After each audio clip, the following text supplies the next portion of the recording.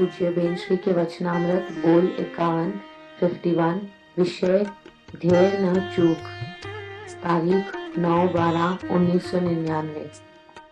नमो अर्यंताणम नमो सिद्धाणम नमो आयर्याणम नमो उवज्जायाणम नमो लोये सवसावणम नमो समय साराय स्वानुभूत्या चकास्ते चित्स्वभावाय भावाय सर्वभावांतरचिले मंगलम भगवान वीरो मंगलम गौतमो गणि मंगलम कुंद कुंदार्यो जैन धर्मोस्तु मंगलम सर्वमंगल मांगल्यम सर्वकल्याणकारकम प्रधानम सर्वधर्माणम जैनम जयतु शासनम ओंकार बिंदु संयुक्तम नित्यम ध्यायन्ति योगिनो कामदम मोक्षदम चैव ओंकाराय नमो नमः।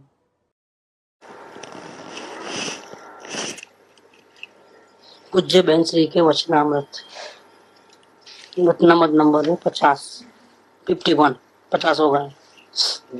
बोले कल जो बात चली थी कि मेरा इसको कर्म बंधन का भय, थोड़ा कर्म बंधन का भय है या उसकी श्रद्धा भक्ति की वजह से जीतने का जो भाव है इसकी वजह कर्म बंधन का भय है या श्रद्धा पक्ष? नहीं, कर्म का बंधन होता है तो क्या होता है, ऐसी सिचुएशन अराइज होती है, इस प्रकार की पोजीशन बनती है कि हम अपने आत्मा में स्थिर नहीं रह पाते। जैसे समझो आप अपने आत्म ध्यान करने के लिए बैठे हैं निवृत्ति लेकर के, लेकिन कोई दुश्मन आकर के आपको पूरा हिला देवे अभी आपका बॉडी को, तो क्या रिजल्ट निकलेगा? तो अपने को बहुत तकलीफ पड़ जाएगी ना। लेकिन ये जो हिलाने वाला आया वो कहाँ से आया? हमने कुछ बीज वाया था, उसका फल है कैसा अंदर से आ गया। कोई हमारे दुश्मनी करता है, दुनिया में कोई अपने दुश्मन नहीं है, लेकिन हमने ही दुश्मन पैदा किए हैं। कैसे दुश्मन पैदा हुए कि हम अपने स्वरूप की सावधानी में नहीं रहे, जागृति में नहीं रहे और स्वच्छंद होकर के हमारा उपयोग को वहां लगाया बेकार का। इससे जो कर्म बंधन हुए, उनको देखते हैं, इससे जो कर्म बंधन हुआ वो ही हमको स्थिरता में बाधा डालता है। तो मुनिराज को तो जल्दी से परमात्मा बनना है, तो अंदर में पुरुषार्थ तो अंदर आत्मा में ही रहने का है, लेकिन बाहर जब आते हैं फिर बाहर आता है तो बाहर में तो फिर अशुभ भाव भी होगा और शुभ भाव भी होगा। तो ये क्या चाहते हैं उस टाइम में कि जब नुकसान तो हो ही रहा है, जब उपयोग तो बाहर आ ही गया, नुकसान तो हो ही रहा है, तो हम कम से कम नुकसान हो गए उसके लिए क्या करते हैं, पंच महाव्रत की बाउंड्री में आ जाते हैं कि छह जीवों की रक्षा करना वो कंपलसरी है। फिर वहां वो सिद्धांत लागू नहीं करना कि एक द्रव्य दूसरे द्रव्य को मार नहीं सकता है, वो हकीकत है, कोई किसी को मार नहीं सकता है, लेकिन इनको बचाने का भाव आएगा। तो बचाने का जो भाव आता है, एक भी चींटी भी हमारे पैर के नीचे कुचल के ना मारे, ऐसा जो भाव है दया का, वो मुनिराज को कंपलसरी है। ये दया का भाव है या कर्म बंधन का भय है? नहीं, कर्म बंधन का भय नहीं, हम अपने स्थिरता में नहीं रह सकते हैं तो कम से कम उपयोग बाहर आ ही गया है, तो हम ऐसा कुछ करें जिससे कम से कम कर्म बंध है, ताकि हमको भविष्य में हमको भुगतना नहीं पड़े। अगर प्रमाद करके, जागृति नहीं रख करके, सावधानी नहीं रख करके अगर हम चलेंगे तो कई जीवों को नुकसान होगा। भाई हमारा अभिप्राय भले ही नहीं है, लेकिन फिर भी तो नुकसान तो पहुंचेगा ना किसी को, तो हमारे निमित्त से भी किसी को तकलीफ ना हो। ऐसे उत्कृष्ट भाव मुनिराज को कंपलसरी है उनकी भूमिका में।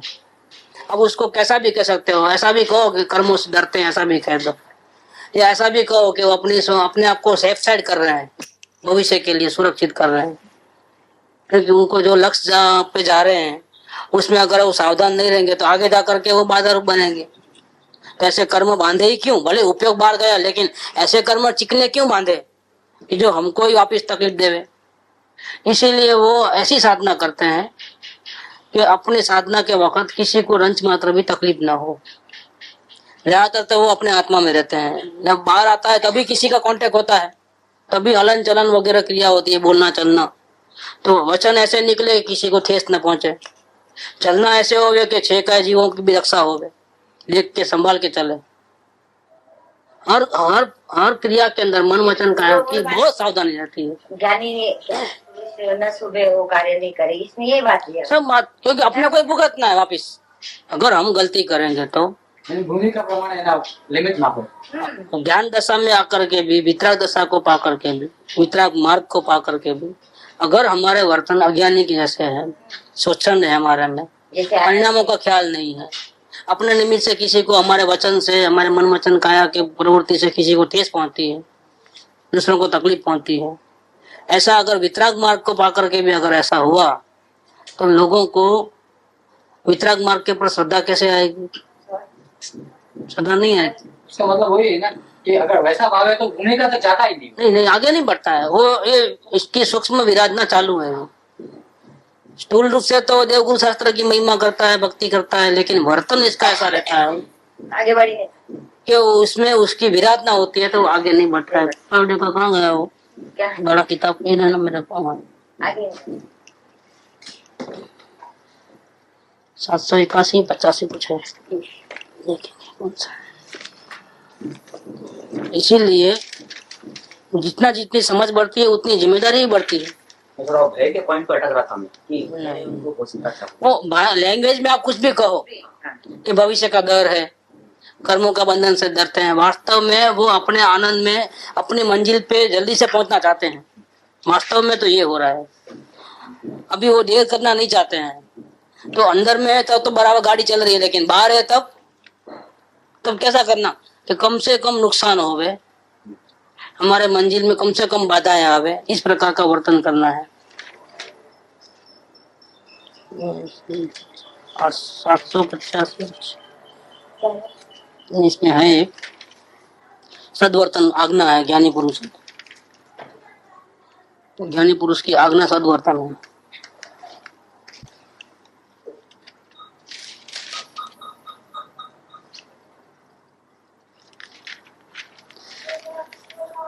सब जीवों के प्रति, सभी भावों के प्रति अखंड एक रस वितराग दशा रखना, यही सर्व ज्ञान का फल है। सभी जीवों के प्रति, दुश्मन हो चाहे मित्र हो, सभी जीवों के प्रति। 813 है।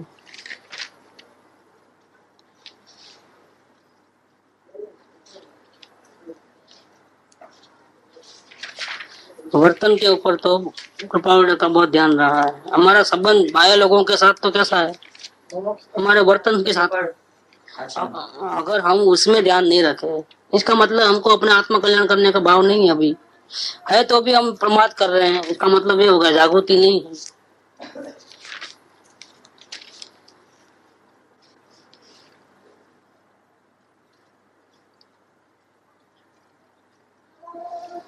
नंबर याद नहीं है, लेकिन इतने में ही है वो। सद्वर्तन ज्ञानी की आज्ञा है, ऐसा करके लिखा है। ज्ञानी सद्वर्तन वही ज्ञानी की मुख्य आज्ञा है। सद्वर्तन में प्रवृत्ति करना वो ज्ञानी की आज्ञा का मुख्य आज्ञा ज्ञानी की ऐसी है। क्योंकि अगर आपको समझ आई है, आपको मार्ग मिला है, तो फिर आपका वर्तन में क्यों गड़बड़ है? इसीलिए मुनिराज तो बहुत सावधान रहते हैं, मुनिराज सावधान रहते हैं। अरे महावीर स्वामी का अपन बोल लिए थे ना 516 नंबर, कृपाणु ने क्या कहा कि उसी भाव मोक्ष जाने वाले, उनको पता था। स्वर्ग के देव आकर के रोज बर्थडे मनाते, वो मनाते, तो उनको पता था। वो सब ऐसा ही बोलते थे, तीर्थंकर का अवतार हुआ, भगवान का अवतार हुआ। गर्भ में आया जब से ही पूरी दुनिया को मालूम था कि तीर्थंकर का जीव है, उसी भाव मोक्ष जाने वाला है। खुद तो जाएगा, लेकिन इनके वाणी से लाखों जीव तीरने वाले हैं। फिर भी वो जब दीक्षा लिए तब क्या नियम लगाया अपने आप के ऊपर, क्या नियंत्रण, नींद नहीं लेना है 12.5 साल तक, और बिल्कुल मौन रहना है, किसी के साथ संबंध नहीं रखना है। पाए परिचय तो जंगल में चले गए, छूट गए, लेकिन जंगल में जाकर के बातचीत करना ऐसा कोई प्रसंग वो भी नहीं। मुंह ही बंद, मौन रहने का। इतनी कठोर साधना क्यों? सब परिचय तो छूट गया था, बाह्य परिचय, जंगल में चले गए थे, फिर मौन का क्यों? नहीं, इस बहाने भी लोग आएंगे तो उपदेश देने का भी होगा, उतना भी नहीं, अपने को अपने आत्मा में ही रहना है। तो महावीर स्वामी जैसे महातपस्वी,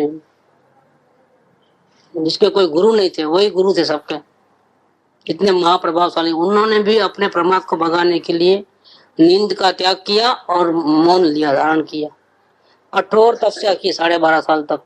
उसी भाव में मौत जाने वाले थे, फिर भी। तो क्या कहोगे, उनको डर लगता है ऐसा कहोगे? कह सकते हो, लेकिन उसका दूसरा अर्थ यह है कि वो जल्दी से परमात्मा बनना चाहते हैं। अब देरी नहीं करना है, बहुत देरी हो चुकी है। ये भगवान की विराधना करने में बहुत अपने को ही नुकसान है।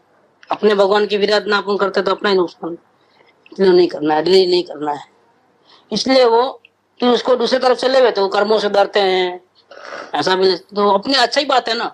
कर्मों से डरना तो अपने अपना इतने कर्म कम बांधेंगे तो हमको इतना आसानी हो जाएगी ना, आगे जाकर हमको तकलीफ बाधाएं नहीं आएगी, हमको हमारे स्थिरता में नुकसान नहीं होगा हमारा, तो अच्छा ही है, क्या बुरा है।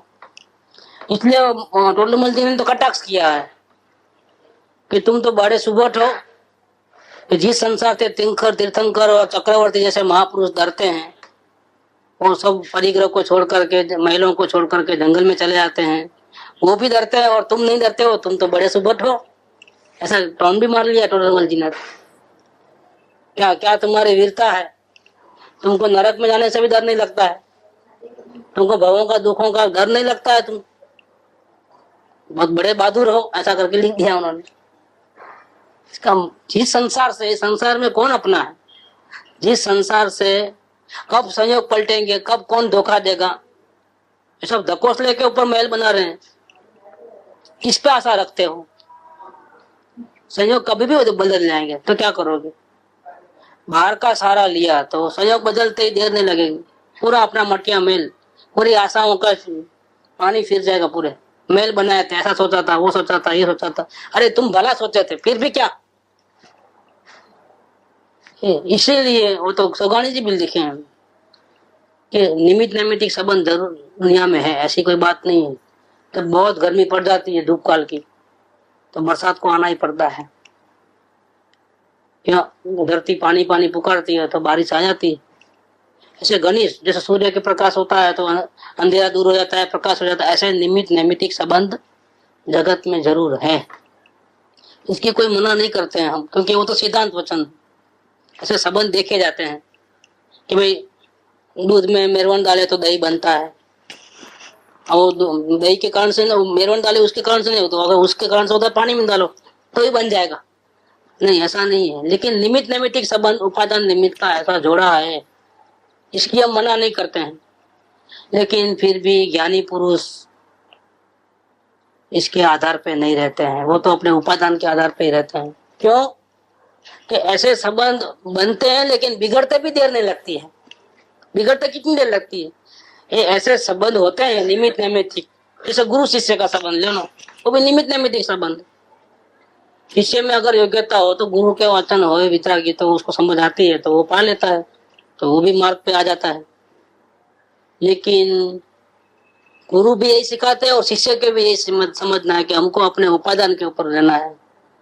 शक्ति तो हमारी है, योग्यता तो हमारी है, हमारी योग्यता अनुसार डेवलप करेंगे तो ही हमको शांति मिलने वाली है, काम तो पूरा हमको ही करना है। ऐसे ज्ञानी पुरुष निमित नैमितिक संबंध को देख करके कभी भी संसार के सुखों की लालसा करते नहीं। क्यों कि अगर मिलते हैं तो उनको बिछड़ने में देर कितनी लगती है, क्षण भंगुर है बिल्कुल। हमको तो शाश्वत शांति चाहिए, हमको एक क्षण भंगुर शांति नहीं चाहिए। इसलिए निमित नैमितिक संबंध का ज्ञान होने पर भी ज्ञानी पुरुष संयोगों के सुखों की लालसा कभी नहीं करते, उल्टा घबराते हैं।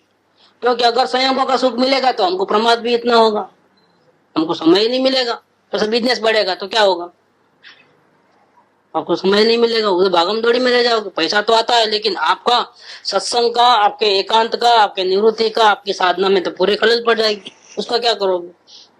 ये जीवन थोड़ा कमाने के लिए मिला है हमारा। इसीलिए ज्ञानी पुरुष नहीं चाहते वो चीजों को, उल्टा घबरा जाते हैं।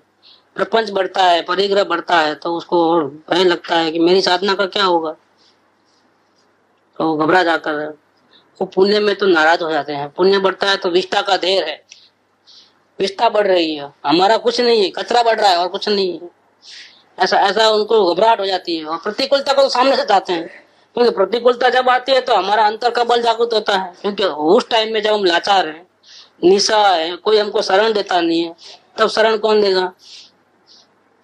तो हमारा आत्मा के सिवा कौन है जो हमको शरण देगा? कौन हमारा हाथ पकड़ेगा? कौन हमको धीरज रखेगा? कौन हमारे में, हमारी पूरी शक्ति खलास हो गई है तब हमारे में शक्ति आएगी कहाँ से? बाहर से तो निराश हो गए तो अभी आशा कहाँ से होगी? सुखी कैसे होंगे? नहीं है तुम्हारा देवादिदेव अंदर बैठा है, अगर उसके शरण में जाओगे तो सब शांत हो जाएगा। उसकी उस पे नजर करते ही, उसकी याद करते ही लगेगा कि इतना सब कुछ हुआ लेकिन मेरे को तो कुछ भी नहीं हुआ है, मैं तो जैसा का वैसा हूँ।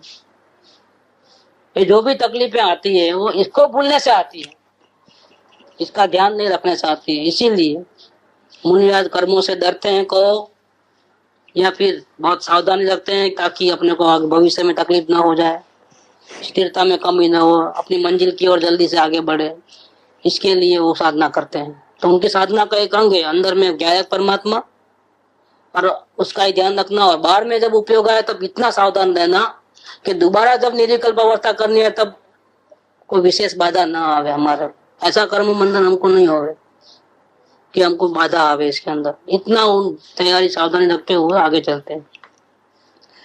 जो देश समृद्ध बनता है, विकास करता है, तो विकास के साथ साथ उसको डिफेंस का बहुत ध्यान रखना है। वो प्रगति तो बहुत कर लेगा, लेकिन अपने सीमाओं का रक्षा नहीं करेगा तो क्या होगा? तो जो प्रगति हुई उसका फल वो नहीं खा पाएगा। मेहनत करता है वो अपने बाल बच्चों, परिवार के लिए, अपने फ्यूचरों के लिए, अपने भविष्य की पीढ़ी के लिए, लेकिन उसको सुरक्षित नहीं रख पाया तो क्या होगा? मेहनत ये करेगा और फल खाएंगे दूसरे देश, क्योंकि वो आकर के घुस जाएंगे और पूरा धन जो देश का है वो लेके जाएंगे अपने देशों में। तो गुलामी नहीं चाहिए, स्वतंत्रता में अपने सुरक्षित, अपने को सुरक्षित रखना है। तो मुनिराज अंदर में रहते हैं तो अपना विकास करते हैं, निद्रा होती है, कर्मों का जड़न होता है, और जब बाहर आते हैं तब सुरक्षा करते हैं। इतनी सुरक्षा में रहते हैं, मन वचन काया का इतना कंट्रोलिंग पावर रहता है कि परिणाम ज्यादा बिगड़ते ही नहीं, बाउंड्री से बाहर नहीं जावे, अपनी सीमाओं में ही रहे, ताकि सुरक्षा रहे, अपने साधना की सुरक्षा हो। इतना नहीं, अगर मुनिराज कोई नया संघ में आया है, मुनिराज भले ही सच्चा आत्मज्ञानी है, तो उसको दूसरे मुनिराज उसको साथ में नहीं रखेंगे अपने। जाओ आचार्य देव की परमिशन लेके आओ, वो तो आत्मज्ञानी है, वो साधर्मी है, वो साधना करने वाला है, अपने को भी मालूम पड़ता है, लेकिन फिर भी उसको मुनिराज को उसके साथ बातचीत भी नहीं करना है जब तक आचार्य परमिशन नहीं देवे। जब वो आचार्य के पास जाएंगे परमिशन लेने के लिए तो बोलेंगे तुम 2 दिन हमारे निगाह में रहो, यहाँ पर हम तुम्हारा सब देखने के बाद अगर परमिशन देना कि नहीं देना हम सोचेंगे। जब तक आप हमारे संग में आ नहीं सकते, घुस नहीं सकते। तो इतना सावधानी वहां रखते हैं कि अन्य मुनिराजों को संघ में प्रवेश करने की भी इजाजत नहीं है। इन्हें हमारे गुरु का देहांत हो गया है, स्वर्गवासी हो गए हैं, हमको किसी की शरण चाहिए, हम अकेले रहेंगे तो गलतियां कर बैठेंगे, आपका नाम बहुत सुना है तो हम आपके संग में आना चाहते हैं, आपकी छत्र छाया में रहना चाहते हैं, तो भैया ठहर जाओ, हम आपकी बराबर पहले यहाँ ऐसा करो, हम आपको वॉच करेंगे, अगर हमको लगेगा आप इस योग्य हो कि हमारे संग में आ सकते हो तो, नहीं तो नहीं भैया। क्या वजह है? एक सड़ा हुआ आम दूसरे 20 अच्छे आम को बिगाड़ देता है। तो उतना साधना की इतनी सावधानी मुनिराज रखते हैं। इसमें आएगा आगे 219 नंबर है। और मार्ग की तो क्या महिमा करे, बहुत जागृति, बहुत सावधानी का मार्ग। ऐसा नहीं है कि चलो फटाफट हो जावे, ऐसा नहीं। मुनि ने देखो 229 नंबर, मुनि ने संयम नियम અને તપ બધામાં આત્મા સમીપ હોય। કહો તું તો આત્માની સાધના કરવા નીકળ્યો ને, ત્યાં લૌકિક જનના પરિચયનો રસ કેમ?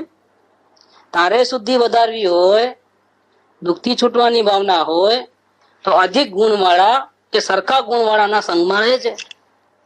क्या योग्यता बिना के लोगों के साथ तुम नहीं बैठना, या अपनी बराबर की योग्यता वाला होना, या अपने से ऊंचा होना, उनके साथ ही तुझे रहना है। लौकिक संग तारो पुरुषार्थ मंद पड़वानु कारण थसे। दूसरे का अगर संग करेगा तो तेरी जो शक्ति तुमने जो कमाई है ना, वेस्ट हो जाएगी। विशेष गुण नो संग તારા ચૈતન્ય તત્વને નિહાળવાની પરિણતિ વિશેષ વધવાનું કારણ થશે. અચાનક આવી પડેલા અસત્સંગમાં તો પોતે પુરુષાર્થ રાખીને જુદો રહે, પણ પોતે જો રસપૂર્વક અસત્સંગ કરે તો તેની પરિણતિ મંદ પડી જાય. આ તો સ્વરૂપમાં ઝૂલતા મુનિઓને आचार्य देव ની भलामण છે. खबरदार, बिल्कुल कंट्रोल में रहना है. आचार्य आचार्य भक्ति भावना, 16 कारण भावना में आचार्य का कितने बड़ी जिम्मेदारी रहती है. पंच परमेष्ठी में 3rd नंबर स्थान उनका है, सीधर वारियन के बाद. खुद तो तीरते हैं लेकिन दूसरे डूब न जाए उनका भी ध्यान रखते हैं. इतनी डबल जिम्मेदारी करते हैं. निश्चय व्यवहार ની संधि જેવી છે. આ પ્રમાણે પોતાની ભૂમિકા અનુસાર बधाए समझी लेवानू छे, ऐसा माता जी का कहना है. सबको ध्यान रखना है. मुनिराज को जब इतना ध्यान रखना है तो फिर हमको कितना ध्यान रखना है? बहुत ध्यान रखना है, कहीं फिसल न जावे. बहुत ये तो माता जी के वतन मत तो तारीफ करने के शब्द तो नहीं, कोई शब्द ही नहीं है इनकी वाणी में जो आया है, बहुत सुपर क्लास आया है. अब 51 नंबर का बोल. आकाश पाताल भले एक थाय पण आकाश पाताल भले एक थाय पण भाई तारा ध्येय ने तू चूकीस नहीं. आकाश पाताल एक हो जाए, अनहोनी हो जाए. कहाँ साइकिल की फेरी करता था और किस्मत ऐसी चमकी 2 साल में करोड़पति हो गया. बन सकता है. मोटर बंगला गाड़ी, और जो थूकते भी नहीं थे, मुंह फेर लेते थे. सगे संबंधी 5 रुपया ही मांगे तो कोई देता नहीं था. मुझे आपको कितनी जरूरत है? नहीं नहीं आपके पास ही रखो. अरे आपको जब चाहिए तब. क्या क्या हो गया है ये तमाशा क्या चल रहा है? उल्टा. और करोड़पति था, मोटरों में घूमता था, हवाई जहाज में उड़ता था. एक 2-4 फटके गिरे, खलास, रोड पे आ गया, कोई पूछने वाला. ऐसे आकाश पाताल की अनहोनी जिसको बोलते हैं. एकदम संयोग पलट जावे. यहाँ बहुत बड़ा सेठ होवे, टाटा बिरला जैसा, विमान क्रैश हो जाए और दुर्गति मौत होवे और जावे नरक निगोद में. ये पाप ऐसे किए हैं. कितनी देर लगी? यहाँ सूट बूट टाई बाई पहन के जा रहा था मीटिंग में अटेंड करने के लिए. मोबाइल सब. क्या हुआ 1 सेकंड के अंदर? थोड़ा साफ. ऐसी अनहोनी होती है. आकाश पाताल, हम नहीं सोचे ऐसा हो जाता है. आकाश पाताल एक था भले भाई, ऐसा भी बन जाए तो क्या करना? पण भाई तारा ध्येय ने तू चूकीस नहीं. मनुष्य जन्म पाकर के, वितरागी देव गुरु शास्त्र के शरण में आकर के तुझे एक ही काम करना है. क्या काम करना है? आत्मा शांति को प्राप्त करना है. दूसरा पैसा नहीं कमाओगे तो चलेगा, कोई लाइन में आगे नहीं बढ़ोगे तो चलेगा, इज्जत नहीं मिलेगी तो चलेगा, बीमार रहोगे तो भी चलेगा, उसकी इतनी चिंता नहीं है क्या? लेकिन एक बात मेन है, अपने ध्येय को तुम चूकना नहीं. अपना ध्येय है संपूर्ण वितराग, परिपूर्ण निर्दोषता, संपूर्ण शांति. ये हमारा ध्येय है. हमारा जानकारी बढ़े वो ध्येय नहीं है, पैसा बढ़े वो ध्येय नहीं है, धर्मात्मा कोई हमको बोले और हम पूजा जाए ऐसा भी हमारा कोई ध्येय नहीं है, इज्जत आबरू बढ़े वो हमारा ध्येय नहीं है. भले हम अकेले हो जाए, वो तो कृपादेव ने इस बात को तो ले लिया 949 में. आत्म शांति जे जिंदगी नो ध्रुव कांटो है. ये एकाकी हो, निर्धन हो, निर्वस्त्र पण हो तो पण परम समाधि नो स्थान है.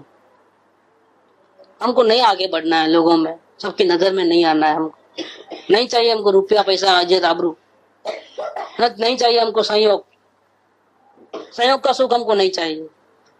हमको तो हमारी आत्मिक शांति चाहिए. ये हमारा ध्येय है. संसार में कई प्रकार के प्रसंग बनेंगे, अनुकूल प्रतिकूल, लेकिन इतना हमको ध्यान रखना है कि कहीं ऐसा तो नहीं हो रहा है कि अनुकूल परिस्थिति में अपने आप समय वेस्ट कर लेते हैं और अपने ध्येय को छोड़ देते हैं. या प्रतिकूलता है तो अभी आज तो ये तकलीफ है, सत्संग नहीं जाएंगे, आज ये नहीं करेंगे, ऐसा करके टाल देते हैं. किसी भी प्रसंग में नहीं, अनुकूल हो चाहे प्रतिकूल हो, चाहे अनहोनी क्यों ना हो जाए, ना सोचे ऐसा क्यों ना हो जाए, तू तेरे ध्येय को चूकना नहीं. तारा प्रयत्न ने छोड़ीस नहीं. તારા પ્રયત્ન છોડીશ નહીં એટલે શું? प्रयत्न એટલે કયો પ્રયત્ન કરવાનો? कौन सा प्रयत्न करना? ज्ञाता दृष्टा का प्रयत्न। देखो अभी इसमें क्या होता है, बहुत बड़ा प्रॉब्लम हो जाता है। जैसे सत्संग में आना ही वो है हमारा प्रयत्न है, पूजा भक्ति करना वही हमारा प्रयत्न है, शास्त्र पढ़ना वही हमारा प्रयत्न है, गुरुदेव की टेप सुनना वही हमारा प्रयत्न है। वो प्रयत्न नहीं है, वो हमारे प्रयत्न को और वृद्धिगत करने का साधन है, ये बाह्य निमित्त है। हमारा प्रयत्न ओरिजिनल क्या है? हर स्थिति में ज्ञाता दृष्टा भाव में रहना, ये हमारा प्रयत्न है। अब वो प्रयत्न तो हम करते नहीं। और सत्संग में आना कंपलसरी है, आग्रह। पूजा करना कंपलसरी है, आग्रह। शास्त्र तो पढ़ना ही है, टेप तो सुनना ही है, शास्त्र तो पढ़ना ही है। शास्त्र में भी वो ऐसा आग्रह रहता है कि गुरुदेव का ही पढ़ना, दूसरे का नहीं पढ़ना, ये भी एक आग्रह रहता है। समय सारी पढ़ना, दूसरा नहीं पढ़ना। अब क्या करोगे? हर जगह आग्रह, ये सब हमारे प्रयत्न को वृद्धिगत करने के लिए, हमारा प्रयत्न में अगर कहीं कमी हो जाए तो उसको दूर करने के लिए, हमारी गलती सुधारने के साधन मात्र है। वो हमारा असली प्रयत्न नहीं है, साधन है। असली प्रयत्न तो हमारा ज्ञाता दृष्टा भाव है कि चाहे कुछ भी हो जाए, सत्संग में कोई बाधा आ जाए, चलो नहीं जाना है सत्संग, तो क्या करोगे? नहीं तो जाएंगे ही, क्या फिर क्या होगा? ये झगड़े पंचायत की परेशानी है। या तुम वहां रह करके अपने प्रतिकूलता है तो ज्ञाता दृष्टा भाव में नहीं रह सकते हो।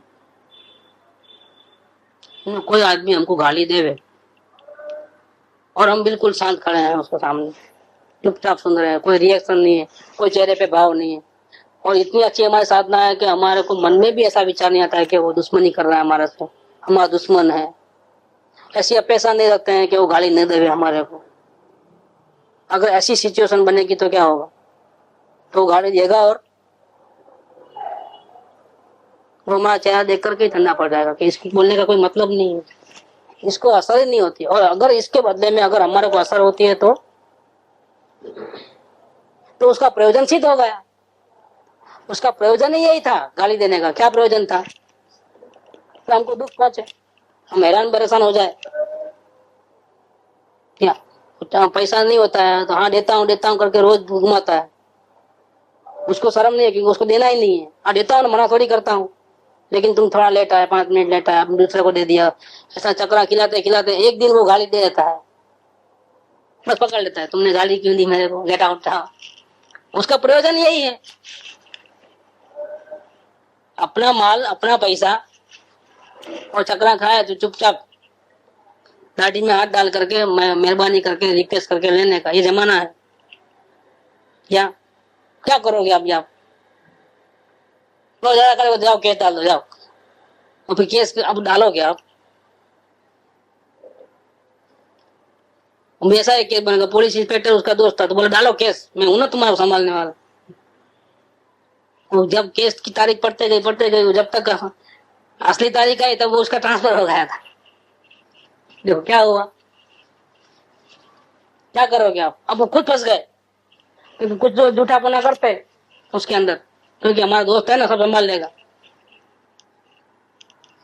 क्या हुआ आखिर? टोटली रिवर्स होकर के केस बन रहा है। अपने पैसे लेने के हैं, लेकिन किसी के आधार पे रहने से जो हमने काम किया उसका नतीजा क्या निकला? बेकार। ऐसे किसी पे भरोसे पे रहने के लिए ये पुण्य अगर होता है तो कहीं से भी पैसे आ जाते हैं, ये सुविधा हो जाती है। पाप का उदय होता है तो हम कितने भी सच्चे हो, ईमानदार हो, 1 नंबर के पैसे हो, क्या होगा? पाप का उदय है तो कोई बचा नहीं सकता, सब लूट फाट के खत्म मामला, देर नहीं लगेगी। सब खेल तो हमारे कर्मों का है, जैसे हमारे कर्म में लिखा होगा वैसा ही बन रहा है। जो भी, कोई अनहोनी नहीं बन रही है, सब जो भी हो रहा है यथार्थ न्याय हो रहा है। कोई अन्याय नहीं कर रहा है, कोई हमको दुबाता नहीं है, कोई हमको दे रहता है। हमारे नसीब में जैसा लिखा के लाया है ना वैसा होता है।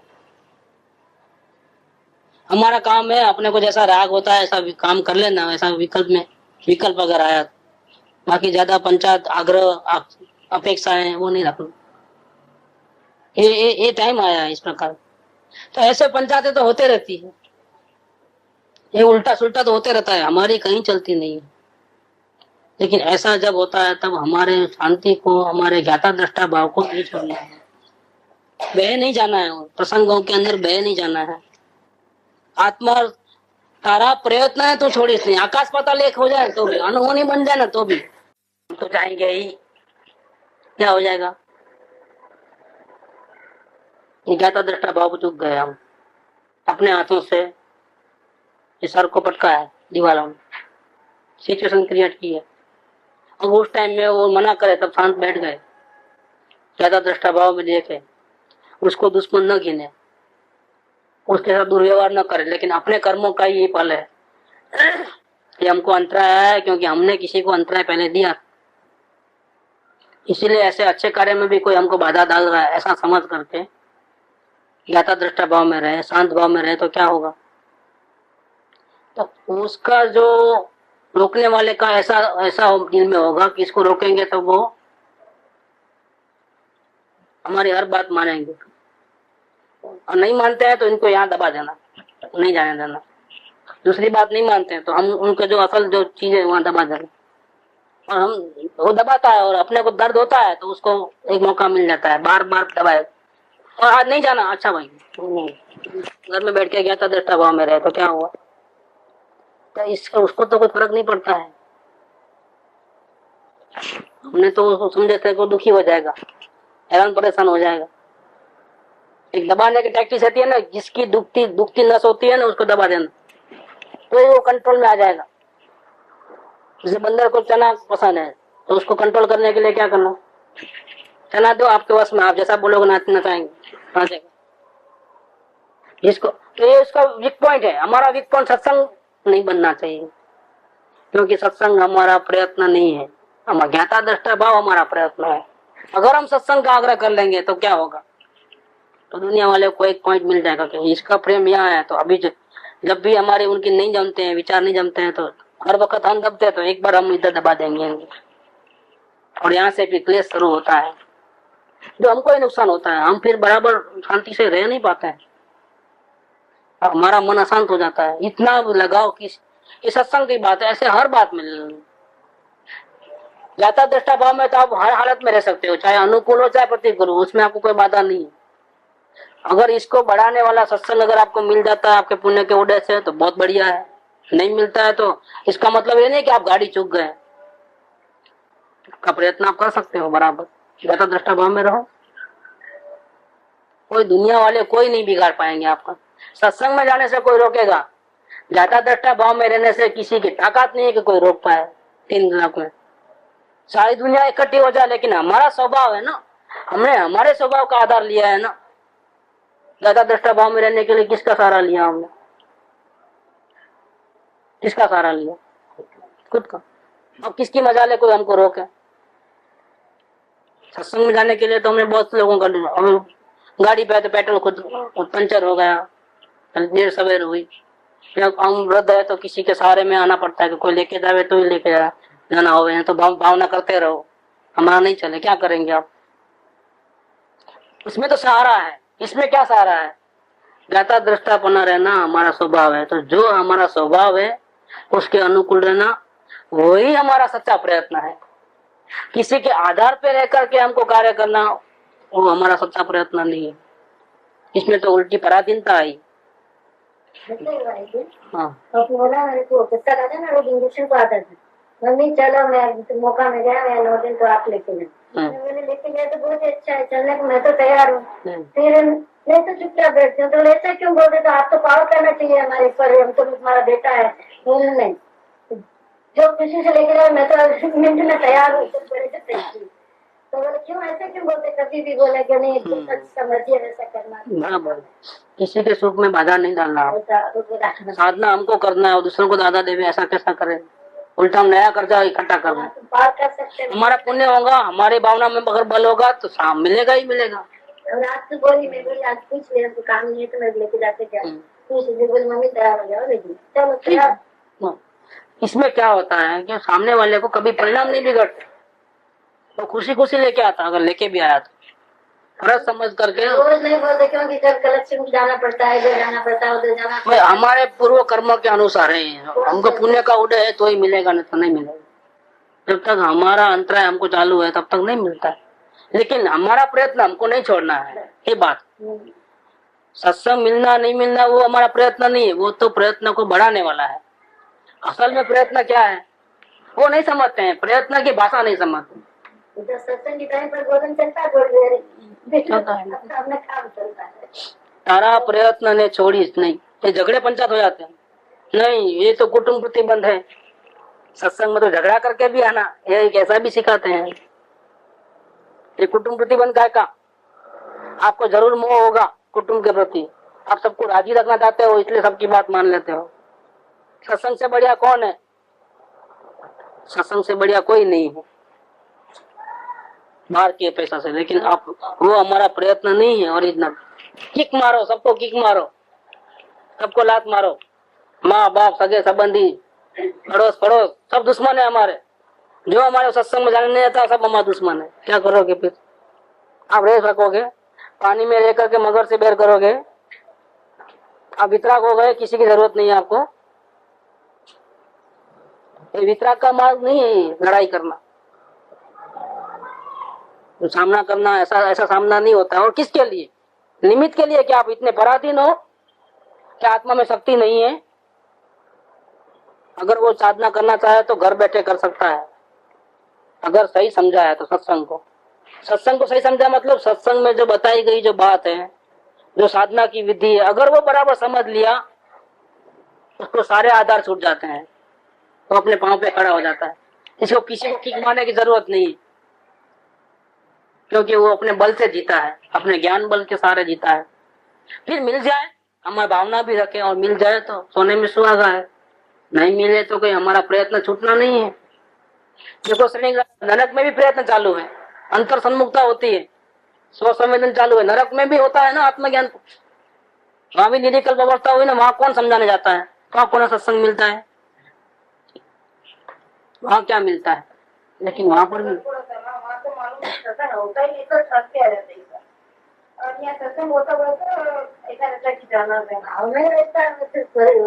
भाव में रहता है, क्योंकि सत्संग में रहने से हमारी आत्म भावना बढ़ती है, हमारी बहुत सारी गलतियां निकल जाती है। भावना में तो वो रहता है, अगर भावना में नहीं है तो फिर मुमुक्षु भी नहीं। ये बात चलती है प्रयत्न की, कि भावना जब ऐसी है, आत्म शांति बढ़ानी है, और हमको सत्संग बहुत पसंद है क्योंकि वो भावना बढ़ाता है। लेकिन प्रयत्न क्या करोगे? आप जरूर आना। अगर उस टाइम में अगर आपको आने की ताकत है तो आप ताकत को नहीं अवकल जाएंगे, ऐसा प्रमाद नहीं करना। चांस तो एक भी नहीं खोना है, लेकिन नहीं मिला तो क्या करना?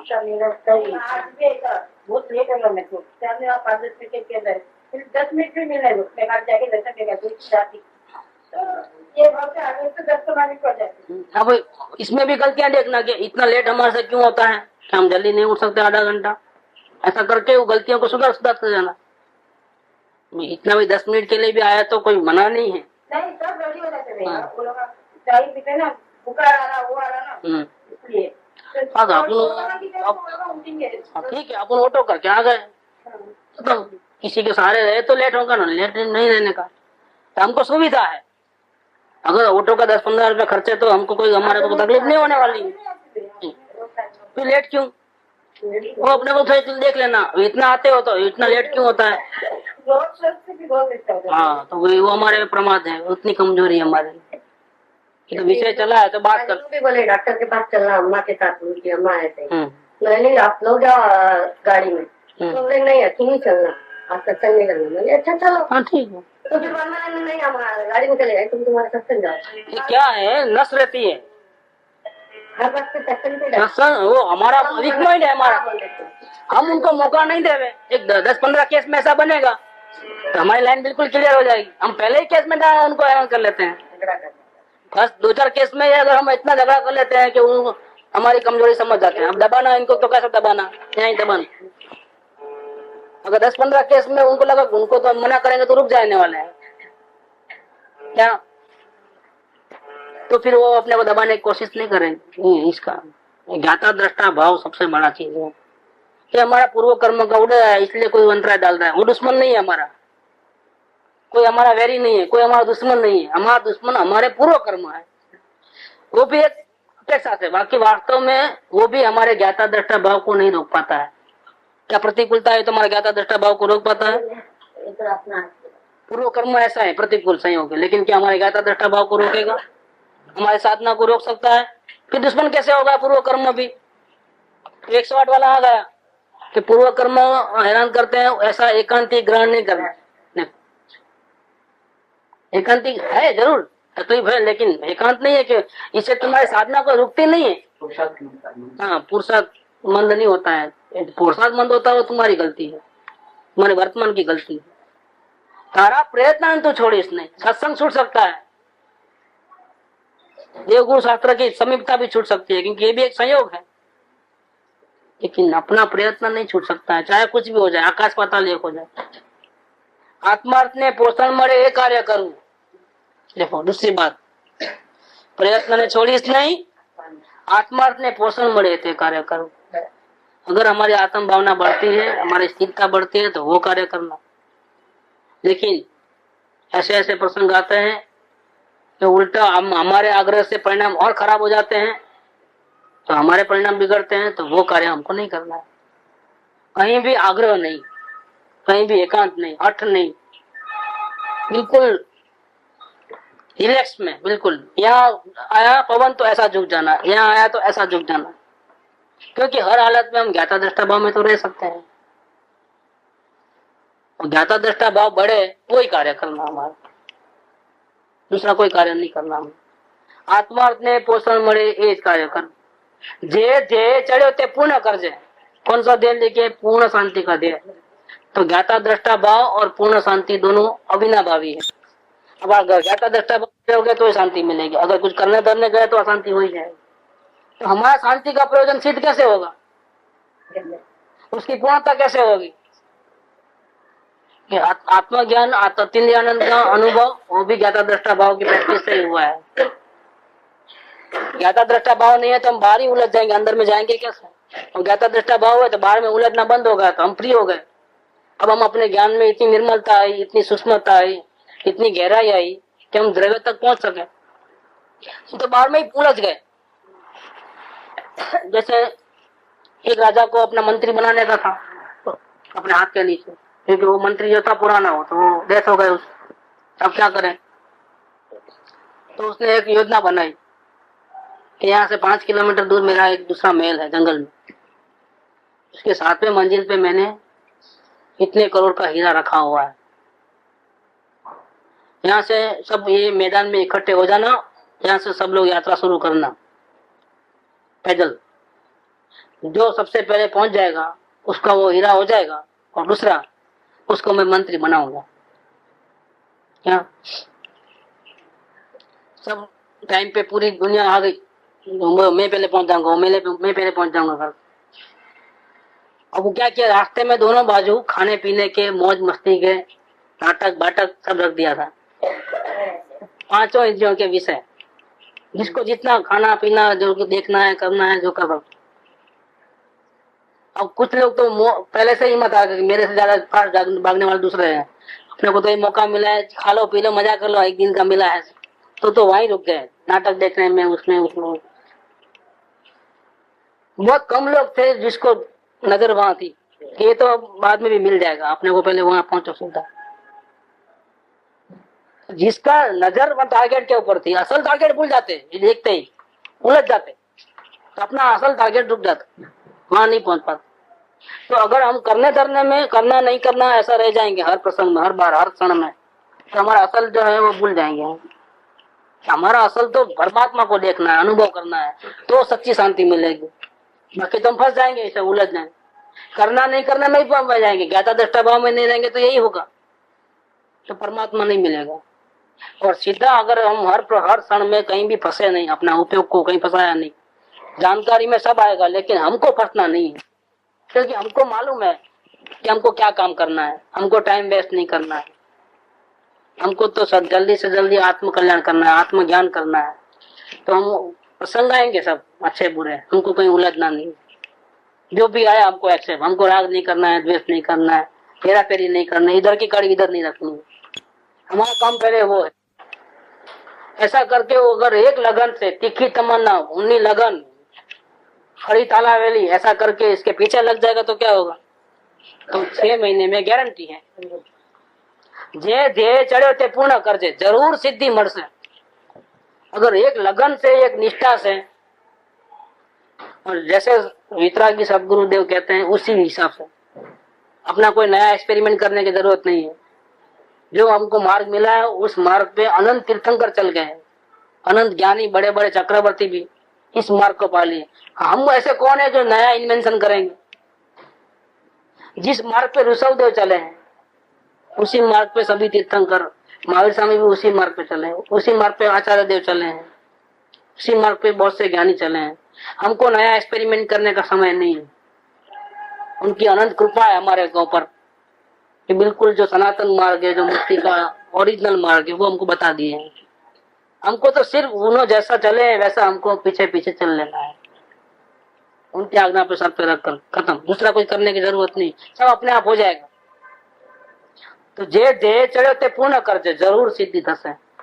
ऐसा कोई भी कार्य नहीं करना जिससे हमारे ज्ञाता दृष्टा भाव को धक्का पहुंचे, हमारे प्रयत्न में कमी आ जाए। ऐसे कोई भी विचारधारा, ऐसे कोई भी अभिप्राय तो जिसके अंदर घुसते ही हमारा संतुलन खो जाता है, हमारा बैलेंस आउट हो जाता है, हम करने नहीं करने में चले जाते हैं। तो ऐसा कोई काम, ऐसा कोई मन में सोच नहीं, फौरन मालूम पड़ जाएगा। अगर कोई ऐसे विचार होंगे जिसके कारण से हमारा ज्ञाता दृष्टा भाव छूट रहा है, समझ लेना वो चाहे सोने का विचार हो, सारी दुनिया उस विचार को अच्छा कहती हो, हमारे लिए वो बेकार है, वो हमारे लिए सोने का नहीं है। क्यों? तो इसको हम ग्रहण करते ही, उसके माइंड में घुसते ही हमारा ज्ञाता दृष्टा भाव खलास हो गया। सत्संग के लिए किसी की नहीं सुनना, ठीक है, किसी की नहीं सुना सत्संग, लेकिन ऐसा प्रसंग आए और हम लड़ लिए सत्संग के लिए, तो क्या हुआ? ज्ञाता दृष्टा भाव रहा हमारा, वो हमारे काम का नहीं। सिद्धांत इस प्रकार से ग्रहण करना, कोई भी वचन इस प्रकार से ग्रहण करना कि इससे ज्ञाता दृष्टा भाव को कोई धक्का नहीं पहुंचे, तो आप आगे बढ़ जाओगे, नहीं तो प्रॉब्लम हो जाएगा। बिल्कुल हमारे प्रयत्न में कुछ भी कमी नहीं आनी चाहिए, किधर भी।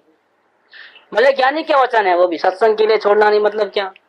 सत्संग की कीमत सर्वाधिक है, उसमें प्रमाद नहीं करना है। उस टाइम दूसरे जो कम वैल्यूएबल कार्य वो नहीं करना, इसको पहले चॉइस देना, उसके लिए कुछ भी कर लेना। लेकिन इसके लिए झगड़ा कर लेना, पंचायत कर लेना, प्राण त्याग करके भी करना सत्संग। जो हमारी डायरी में लिखा है वो कैसा लिखा है पुराणों ने, कोशिश करना, उसके ऊपर सत्संग के लिए प्राण त्याग करना को पड़े तो भी तुम करना, ये लिखा है। और उसको को समझ लेगा कि अभी हमको मार डालो लेकिन हम सत्संग में तो जाएंगे जाएंगे, ऐसा ले लेंगे, लेकिन गलत हो जाएगा। क्योंकि उसी लेटर में शुरुआत क्या की? असंग होने के लिए सत्संग करना है, और शुरुआत है वहां पर। ऐसा नहीं कहे कि सत्संग करोगे तो मोक्ष मिलेगा। सत्संग में असंग कैसे रहना उसकी विधि सीख लोगे और असंग हो जाओगे तो तुझे मोक्ष मिलेगा। हम असंग तो होते नहीं, हम ज्ञाता दृष्टा भाव में तो रहते नहीं, और सत्संग का इतना आग्रह तो क्या हो जाएगा? तो ये हमने ज्ञानी के वचन को एकांत ग्रहण किया है, और ये मार्ग कैसा है? एकांत मार्ग नहीं, ये अनेकांतिक मार्ग है। इसलिए इस मार्ग को समझना थोड़ा डिफिकल्ट है। एक बाजू कहेंगे सत्संग के लिए प्राण त्याग कर लेना, दूसरी बाजू कहेंगे नहीं ज्ञाता दृष्टा भाव में रहना, तो कौन सी बात सही लेना? दोनों बात सही है अगर ज्ञाता दृष्टा भाव में रहते हो। अगर ज्ञाता दृष्टा भाव में नहीं रहते हो तो ऐसा कोई भी वचन हो, भले ज्ञानी का वचन हो, अगर ज्ञाता दृष्टा भाव को हानि पहुंचती है, हम सही नहीं समझे, हमारी समझ में गलती है, उनको समझाने में दूसरा कोई अभिप्राय था, वो हम अभिप्राय समझ नहीं पाए, नहीं समझ पाए, ये समझ के चलना है। तो जे दे चढ़े ते पूर्ण करजे, जरूर सिद्धि थશે। तो हर एक बात में ज्ञाता दृष्टा भाव, प्रयत्न जो बात आती है ना, प्रयत्न, पुरुषार्थ, विधि, ये हर एक में एक ही शब्द आता है। इसके पीछे का जो भाव है, इसी का भी आधार लिए बिना अपने ज्ञान के सहारे रह करके सिर्फ जानना, देखना, वही सच्चा पुरुषार्थ है, बाकी कोई पुरुषार्थ नहीं। और उसका प्रूफ है, सिद्ध भगवान भी वही कर रहे हैं, अरिहंत भगवान भी वही कर रहे हैं, आचार्य देव भी वही साधना कर रहे हैं, सब ज्ञानी पुरुषों ने वही साधना की है, अपने आत्मा को ही वैल्यू दी है, किसी पद को, छाती को, इज्जत को, आबरू को, धन दौलत को, संयोगों को कभी भी प्रोमिनेंस नहीं दी है, कभी मुख्यता नहीं की है, अपने आत्मा को अधिक रखा है। यहाँ तक कि केवल ज्ञान की पराय कोई मुख्यता नहीं दी है, उससे भी बढ़िया महान मेरा आत्मा है। आत्मा को छोड़ करके तो मुझे कुछ भी नहीं चाहिए, मेरे लिए तो सर्वस्व अपना आत्मा ही है, ऐसा करके तो फिर आत्मा के सहारे तो हम वितराग बन जाएंगे। लेकिन आत्मा को छोड़ा, आत्म शांति का देह छूटा, सब गड़बड़ हो जाएगी। तो जे देह चढ़्यो ते पूर्ण करजे, आकाश पाताળ भले एक थाय पण भाई तारा देह ने तू चूकीश नहीं, तारा प्रयत्न ने छोड़ीश नहीं, आत्मार्थ ने पोषण મળે તે કાર્ય કરવું, જે देह चढ़्यो ते पूर्ण करजे, जरूर सिद्धि। 51 नंबर यहाँ पर आओ, कल से 52 नंबर। सुख धाम अनंत सुसंत चही, दिन रात रहे तद ध्यान मही, प्रशांति अनंत सुधामय जे,